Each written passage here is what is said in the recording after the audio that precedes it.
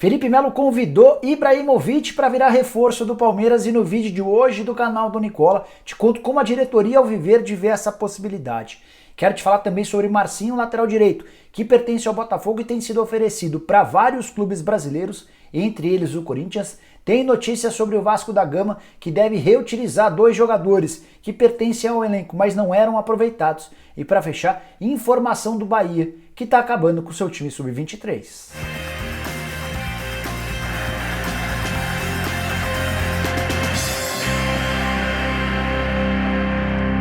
Fala aí pessoal, sou o Jorge Nicola, bem-vindo a mais um vídeo do canal e antes de passar as informações que eu prometi agora há pouco, queria fazer um convite para você. Nessa terça, a partir das 8 da noite, a live do Nicola receberá Levenciano, candidato à presidência do Vasco e alguém que tem dado excelentes respostas e demonstra muito planejamento e muita condição para dirigir um clube de futebol. Ao menos na aparência parece ser bem diferente dos dirigentes que a gente se acostumou a ver no futebol brasileiro. Então mesmo que você não seja vascaíno, tá convidado a assistir essa live. Tenho certeza que você pode tirar boas impressões dele.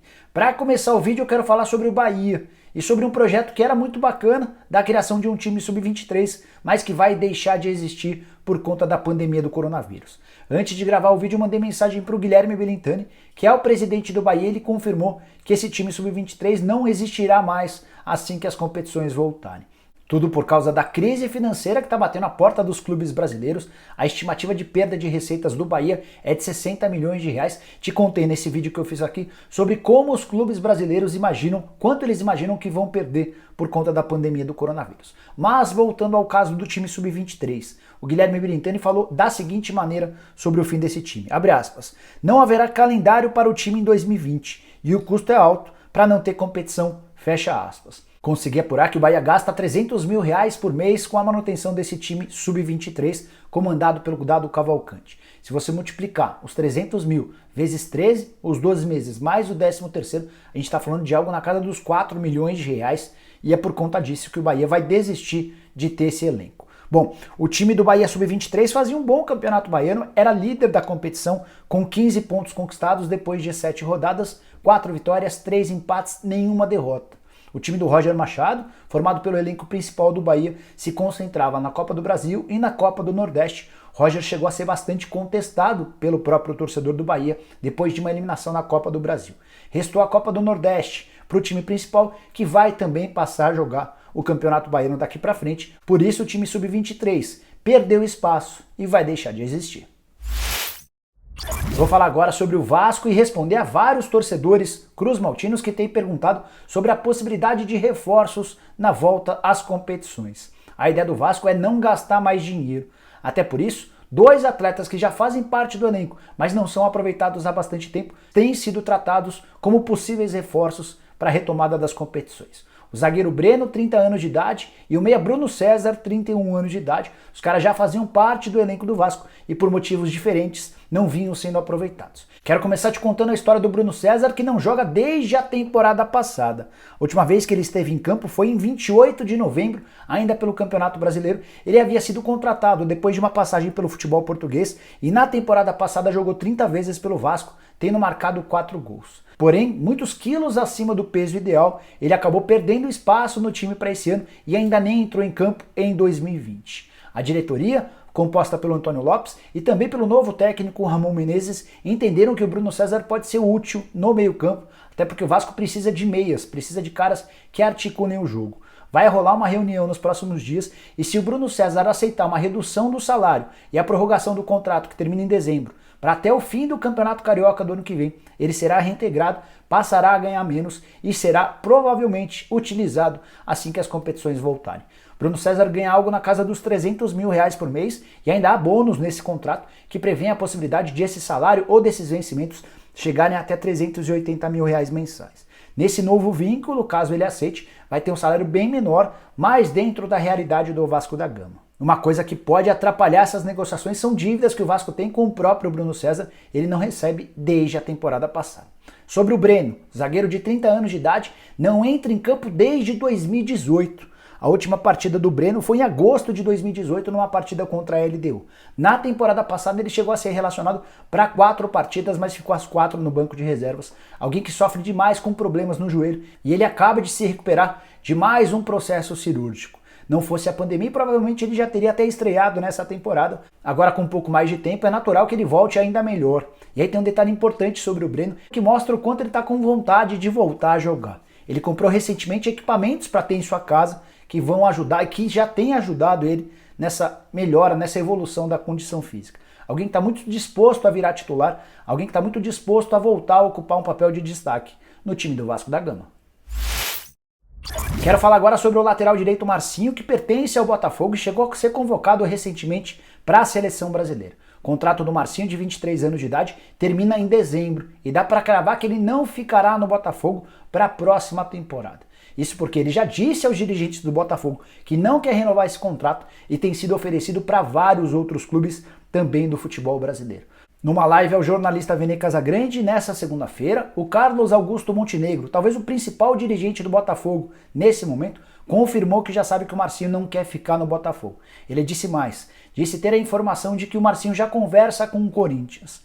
Deve essa informação para uma pessoa do Corinthians, para um dirigente importante, e ele disse que o Marcinho tem sido oferecido não só ao Corinthians, mas a vários outros clubes brasileiros. A frase foi mais ou menos essa: está acabando o contrato dele e os empresários têm o oferecido para todo mundo. Nós do Corinthians ainda não temos conversa com o Marcinho, fecha aspas, disse esse dirigente corintiano. Marcinho hoje ganha 120 mil reais por mês e está disposto a ganhar, ou melhor, ele quer ganhar nesse novo contrato algo na casa dos 300 mil reais. Valor considerado completamente fora da realidade no Botafogo. É possível que, saindo livre em dezembro, o Marcinho até consiga esse salário. Uma das possibilidades que o Carlos Augusto Montenegro levantou seria de liberar o Marcinho com 6 meses de antecedência, desde que o próximo clube, que se acertar com o Marcinho, aceite um percentual ao Botafogo. Então, para não perder o Marcinho de graça em dezembro, o Marcinho seria liberado agora e o Botafogo, por exemplo, ficaria com 20%, 30%, 40% do valor de uma venda futura, dependeria das negociações. Boa oportunidade de mercado de um jogador de 23 anos de idade, que ainda oscila bastante, faz bons jogos e jogos não tão bons, mas, diante das circunstâncias, o clube brasileiro pode contratar o Marcinho gastando pouco e tendo um ótimo reforço para a lateral direita. Para fechar o vídeo, eu quero falar sobre a possibilidade de Ibrahimovic virar reforço do Palmeiras. Confesso que no domingo, quando eu fiz uma live para responder a perguntas de vocês, não estava entendendo por que tantos palmeirenses queriam saber sobre essa chance do Ibrahimovic jogar no Palmeiras. Só depois que eu fui ver que o Felipe Melo havia mandado uma mensagem no Instagram do Ibrahimovic, convidando o sueco a jogar no Verdão. Foi o motivo, foi o estopim para que vários torcedores do Palmeiras começassem a especular essa possibilidade. Nessa postagem, o Felipe Melo chegou a escrever assim: "Oi, fenômeno, venha ao Palmeiras, irmão, venceremos juntos, abraços." Pelo menos até o momento em que eu gravei esse vídeo, o Ibra ainda não havia respondido ao Felipe Melo. E eles nunca jogaram juntos, embora tenham se enfrentado lá na Itália, nos tempos em que o Ibra jogava na Juventus e o Felipe Melo jogava na Fiorentina.